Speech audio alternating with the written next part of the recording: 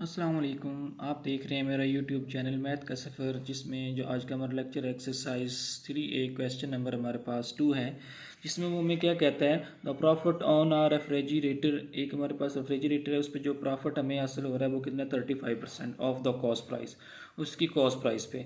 ठीक है, in the profit, अगर उस पर जो प्रॉफिट है वो हमारे पास क्या है 35% के हिसाब से वो हमें आता है $280। Find the cost price. इसमें हमने क्या करना है, कॉस्ट प्राइस फाइंड करनी है and the selling price of the refrigerator.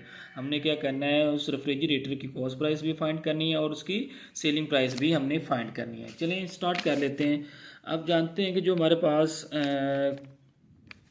Profit percentage का जो हमारे पास फार्मूला होता है वो हमारे पास होता है प्रॉफिट परसेंटेज। यहाँ पे लिख लेंगे profit percentage which is equal to हमारे पास होता है प्रॉफिट।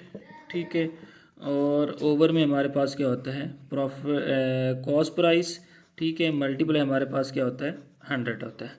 ठीक है, अब यहाँ पे हमने क्या करना है, हमने तो यहाँ से कॉस्ट प्राइस फाइंड करनी, तो क्या करें, कॉस्ट प्राइस और प्रॉफिट परसेंटेज की आपने प्लेस चेंज कर देनी है। तो यहाँ पे cost price which is equal to हमारे पास आ जाएगा प्रॉफिट आ जाएगा। ठीक है, तो प्रॉफिट ओवर हमारे पास क्या आ जाएगा, प्रॉफिट परसेंटेज आ जाएगा।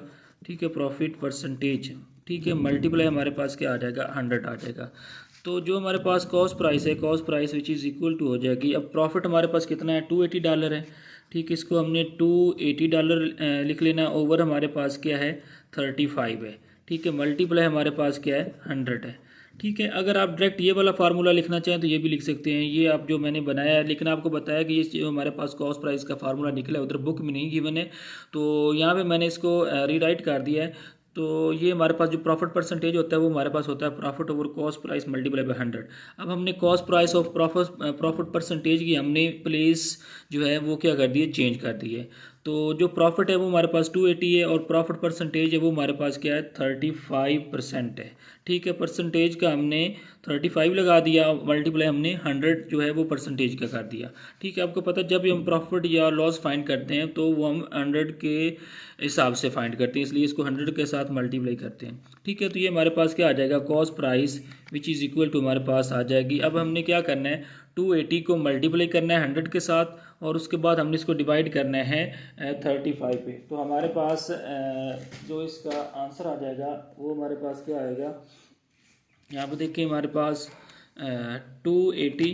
ठीक है, वैल्यू हमारे पास क्या है 280, मल्टीप्लाई हमारे पास क्या है 100, उसके बाद डिवाइडेड बाय हमारे पास क्या है 35।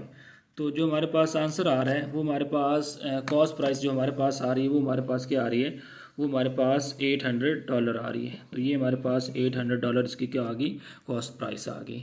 मतलब है कि जब वो हमें प्रॉफिट दे दे, प्रॉफिट परसेंटेज दे दे और वो कह के कॉस्ट प्राइस फाइंड करें या सेल प्राइस फाइंड करें, तो जो इसका कॉस्ट प्राइस का जो फार्मूला होता है वो हमारे पास होता है cost price which is equal to profit over profit percentage multiply by 100।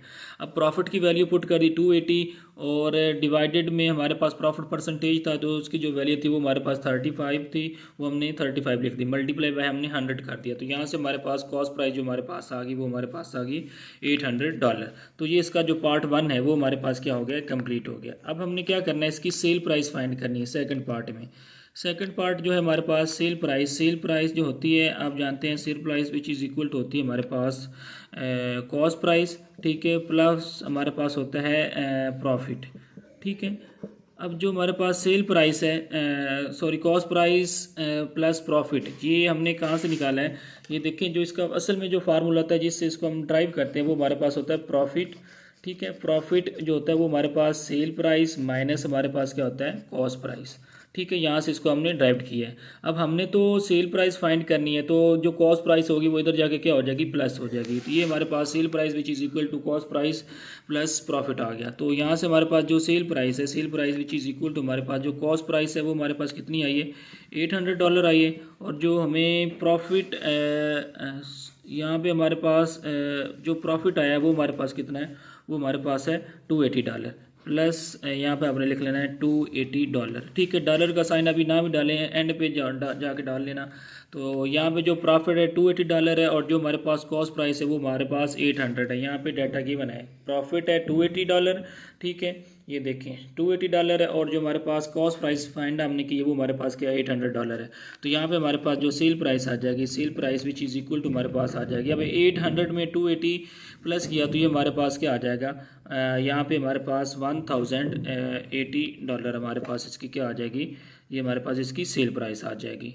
ठीक है, तो ये जो हमारे पास क्वेश्चन नंबर 2 है, इसकी हमारे पास कॉस्ट प्राइस भी आ गई। कॉस्ट प्राइस इसकी $800 है। अगर इस पर 35% प्रॉफिट हासिल करता है, 35%, तो फिर इसकी जो सेल प्राइस होगी वो हमारे पास क्या हो जाएगी, वो हमारे पास $1080 हो जाएगी। तो ये हमारे क्वेश्चन नंबर जो 2 है वो भी कंप्लीट हो गया। इसके साथ साथ आप मेरे चैनल को लाइक कीजिए, सब्सक्राइब कीजिए और घंटी का आइकॉन को ज़रूर प्रेस कीजिए ताकि हर नई आने वाली वीडियो आप तक पहुँचते रहे। इजाज़त दीजिए, अल्लाह हाफिज़।